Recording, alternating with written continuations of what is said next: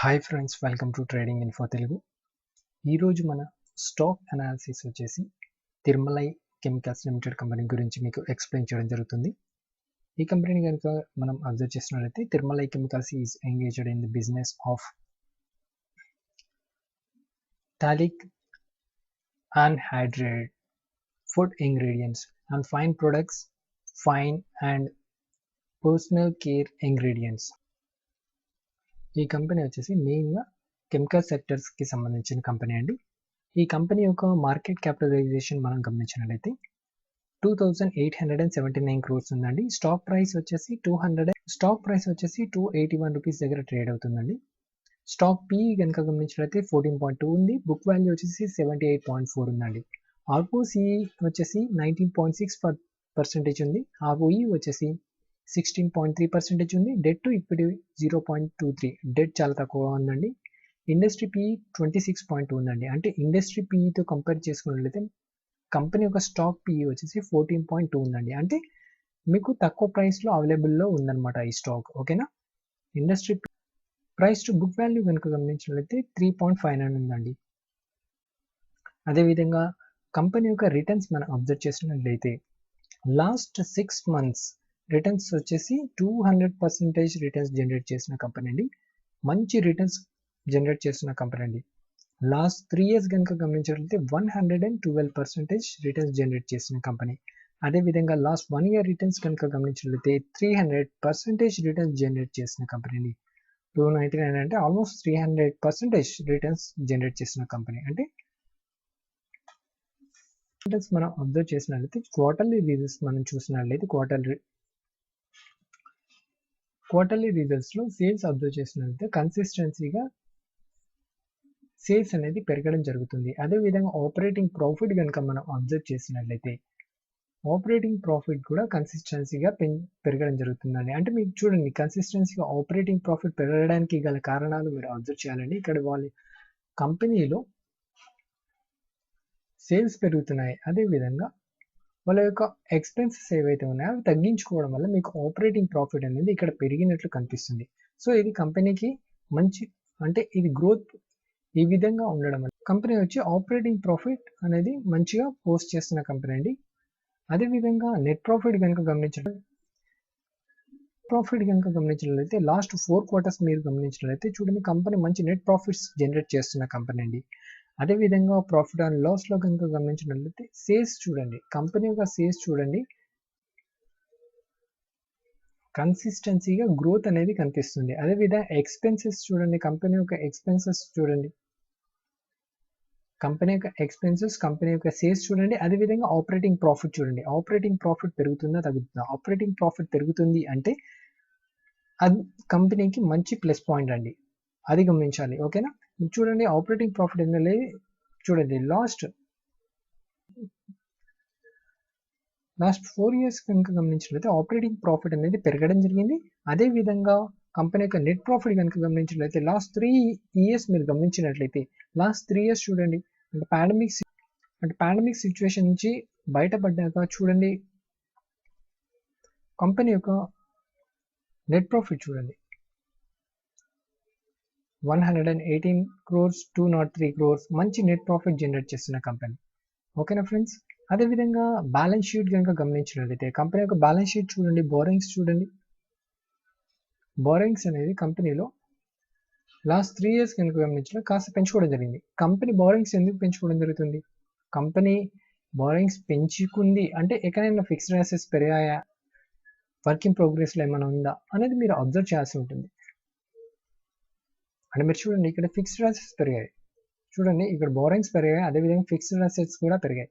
So company expansions గురించి బోరింగ్స్ పెంచుకోవడం జరిగింది అనేది మనం గమనించాలి. అదేవిధంగా రిజర్వ్స్ కనుక గమనించినట్లయితే కంపెనీ మంచి రిజర్వ్స్ మెయింటైన్ చేస్తున్న కంపెనీ అండి. ఇయర్ ఆన్ ఇయర్ కంపెనీ వాళ్ళ యొక్క రిజర్వ్స్ని పెంచుకోవడం జరుగుతుంది అనమాట. ఇది మనం ఒక ప్లస్ పాయింట్గా తీసుకోవచ్చు. అదేవిధంగా క్యాష్ ఫ్లోస్ కనుక గమనించినట్లయితే క్యాష్ ఫ్లోస్లో చూడండి, క్యాష్ ఫ్రమ్ ఆపరేటింగ్ యాక్టివిటీ గమనించినట్లయితే కన్సిస్టెన్సీగా పాజిటివ్గానే పోస్ట్ చేయడం జరుగుతుందండి. ఇది మంచి కంపెనీకి నిదర్శనం. అదేవిధంగా షేర్ హోల్డింగ్ ప్యాటర్న్ కనుక గమనించినట్లయితే ప్రమోటర్స్ యొక్క హోల్డింగ్ చూడండి, లాస్ట్ 3 quarters మీరు అబ్జర్వ్ చేసినట్లయితే 3 to 4 quarters వాళ్ళ యొక్క స్టేక్ అనేది పెంచుకోవడం జరిగింది చూసారా. అదే విధంగా ఎఫ్ఐఎస్ యొక్క హోల్డింగ్ మీరు గమనించినట్లయితే లాస్ట్ 3 to 4 క్వార్టర్స్ మీరు గమనించినట్లయితే చూడండి వాళ్ళ యొక్క హోల్డింగ్ పెంచుకోవడం జరిగింది. ఎఫ్ఐఎస్ యొక్క హోల్డింగ్ పెంచుకోవడం జరిగింది. అదేవిధంగా డిఐఎస్ కూడా హోల్డింగ్ పెంచుకోవడం జరిగింది. అంటే వాళ్ళ యొక్క హోల్డింగ్ ఎందుకు పెంచుకుంటున్నారు ఎఫ్ఐఎస్ కానీ డిఐఎస్ కానీ ప్రమోటర్స్ కానీ అంటే వాళ్ళ కంపెనీ మీద అవగాహన ఉంది, వాళ్ళ యొక్క కంపెనీ పర్ఫార్మెన్స్ మీద అవగాహన ఉంది, ఆ సెక్టర్లో గ్రోత్ పొటెన్షియల్ ఉంది కాబట్టి ప్రమోటర్స్ వాళ్ళ యొక్క స్టేక్ పెంచుకోవడం జరుగుతుంది. అదేవిధంగా ఎఫ్ఐఎస్ యొక్క స్టేక్ పెంచుకోవడం జరిగింది. అదేవిధంగా డిఐఎస్ యొక్క హోల్డింగ్ పెంచుకోవడం జరిగింది.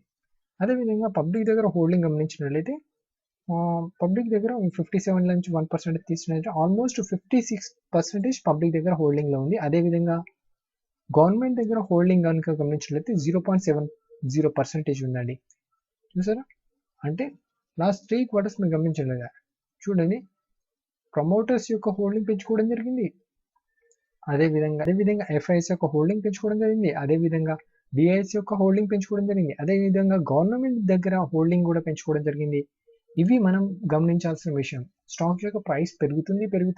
రీజన్స్ లేకుండా అంటే కారణాలు లేకుండా స్టాక్ యొక్క ప్రైస్ పెరగడం అనేది అసాధ్యం అండి, అది గుర్తుంచుకోండి.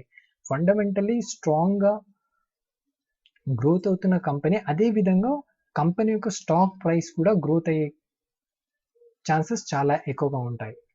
ఓకేనా friends. And me chart analysis అంటారు చూసారా, చార్ట్ అనాలిసిస్ దేని మీద డిపెండ్ అయి ఉంటుందండి, కంపెనీ యొక్క పర్ఫార్మెన్స్ మీదనే ఆధారపడి ఉంటుంది, కంపెనీ యొక్క ఫండమెంటల్స్ మీదనే ఆధారపడి ఉంటుంది. కంపెనీ యొక్క ఫండమెంటల్స్ ఎంత స్ట్రాంగ్గా ఉంటే స్టాక్ యొక్క ప్రైస్ కూడా అంత స్పీడ్గా మూమెంట్ అప్ సైడ్ వెళ్ళే ఛాన్సెస్ చాలా ఎక్కువగా ఉంటాయి ఫ్రెండ్స్. ఓకేనా ఫ్రెండ్స్. నా యొక్క చిన్న రిక్వెస్ట్ ఏంటంటే మన యొక్క ట్రేడింగ్ ఇన్ఫో తెలుగు ఛానల్లో రెగ్యులర్గా స్టాక్స్ యొక్క ఫండమెంటల్ అండ్ టెక్నికల్ అనాలిసిస్ వీడియోస్ని అప్లోడ్ చేయడం జరుగుతుంది. తప్పకుండా మన యొక్క వీడియోస్ని చూడండి. కంటెంట్ మీకు నచ్చుతుంది అని నేను అనుకుంటున్నాను. నచ్చినట్లయితే తప్పకుండా మన యొక్క ఛానల్ని సబ్స్క్రైబ్ చేయండి, మన యొక్క ఫ్రెండ్స్తో షేర్ చేయండి, మ్యాక్సిమం లైక్స్ ఇవ్వండి. Okay friends. టెక్నికల్ అనాలిసిస్ కనుక మనము అబ్జర్వ్ చేసినట్లయితే ఈ స్టాక్ యొక్క ప్రైస్ చూడండి, గత కొన్ని రోజుల నుంచి మీరు అబ్జర్వ్ చేయండి. Higher lows, higher highs, higher lows form చేస్తున్నా అంటే మీకు స్టాక్ యొక్క ప్రైస్లో maximum higher highs higher lows form చేస్తుంది, అది మీరు అబ్జర్వ్ చేయాలి.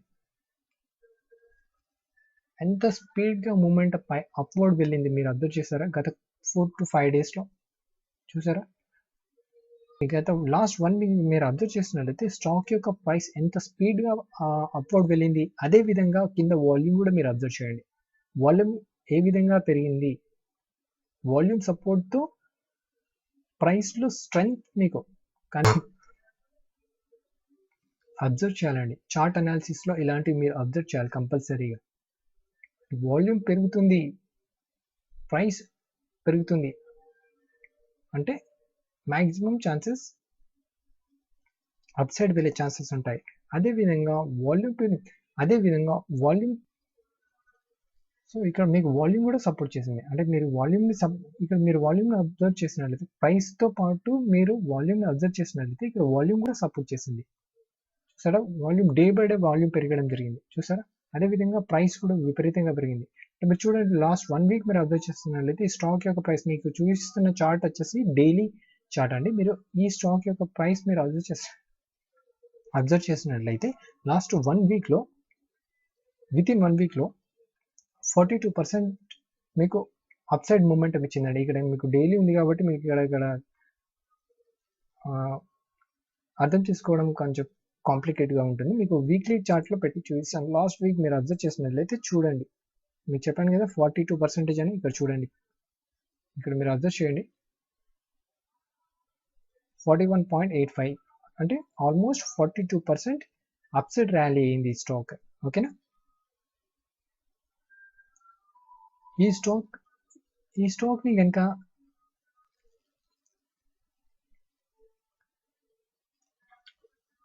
స్టాక్ యొక్క ప్రైస్ మనం గమనించినట్లయితే రానున్న వితిన్ 1 to 2 monthsలో మీకు వచ్చేసి స్టాక్ యొక్క ప్రైస్ వచ్చేసి ఆల్మోస్ట్ 350 రూపీస్ వరకు వెళ్ళే ఛాన్సెస్ చాలా ఎక్కువ ఉన్నాయి ఫ్రెండ్స్.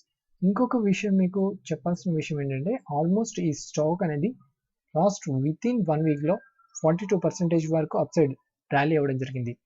సో వీలైతే ఈ స్టాక్ని కరెక్షన్లో బై చేయండి, కరెక్షన్లో బై చేసి హోల్డ్ చేయండి. తప్పకుండా స్టాప్ లాస్ అనేది మెయింటైన్ చేయండి. ఎందుకు అంటే నిఫ్టీ వచ్చేసి ఆల్మోస్ట్ గత కొన్ని రోజులు కనుక గమనించినట్టయితే higher highs higher lows higher highs higher lows form చేస్తూనే అప్సైడ్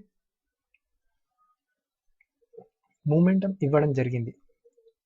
అదేవిధంగా గత కొన్ని రోజుల నుంచి మనం అబ్జర్వ్ చేసినట్లయితే మిడ్ క్యాప్స్ స్మాల్ క్యాప్స్లో ప్రాఫిట్ బుకింగ్ మనం గమనించడం జరుగుతుంది. ఇవి గమనించాలి.